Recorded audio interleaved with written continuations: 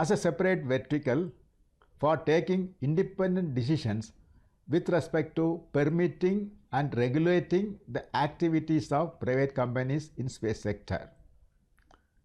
This is going to be a major system and reform in Department of Space. The IN-SPACe will have its own directorates for technical, legal, safety and security, activity promotion, as well as for monitoring purposes, so that they can take independent decisions. Thus, the center will have a board.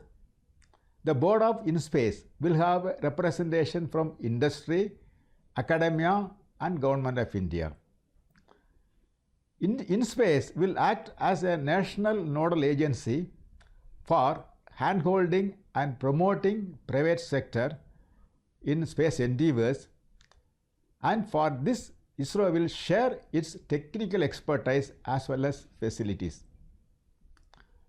IN-SPACe will also permit private companies to build facilities within Department of Space premises as per the need and feasibility.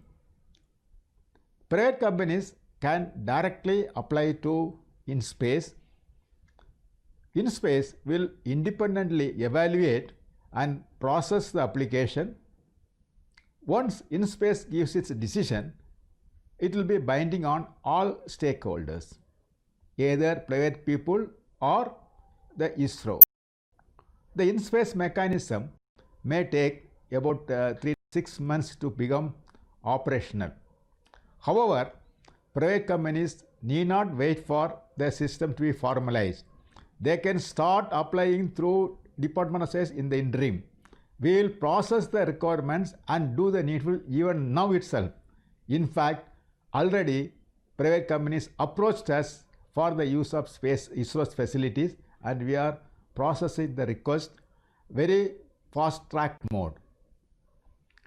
There is also requirement for the policies. Definitely, to make this system to functional effectively, definitely we need policies to be built, and we need a new navigation policy. At the same time, we are having SATCOM policy, remote sensing policy existing, but they need suitable modifications on that SATCOM policy and remote sensing policy for the purpose of IN-SPACe to perform its duty in an effective manner.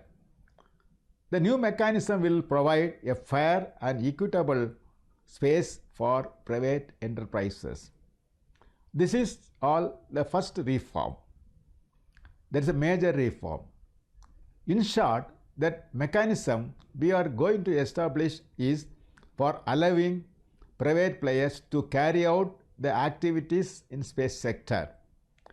The next reform, what we are talking is that the role of New Space India Limited, that is NSIL, is recalibrated to transform the approach of supply-driven model to demand-driven model for space-based services.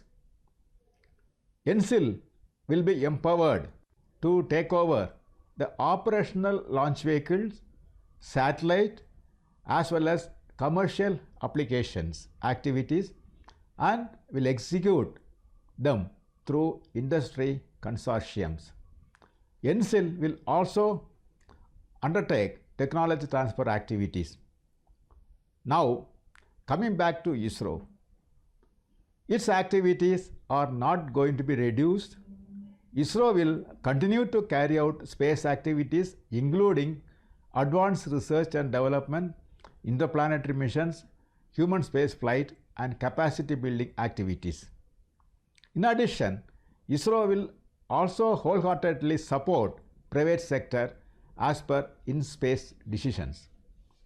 To discuss and explain these aspects about the reforms, functions, and strategies, we are planning to conduct an industry promotion meet within a fortnight, wherein we will share more details about the mechanism and the application requirements. With this, I believe very strongly that India will transit into a new space era wherein many startups and Indian industries are expected to play a significant role. We are very excited with the prospects of these reforms will bring and are confident that our innovative youth will come forward to avail all the opportunities arising from these reforms. Several startups have already come forward, and we are assured that India will emerge as a major hub for global space economy. I invite wholeheartedly the private players to come forward and carry out the space activities and make India a global technology powerhouse. I wish all the prospective private players, startups and academicians the very best in their space journey. Thank you. Jai Hind.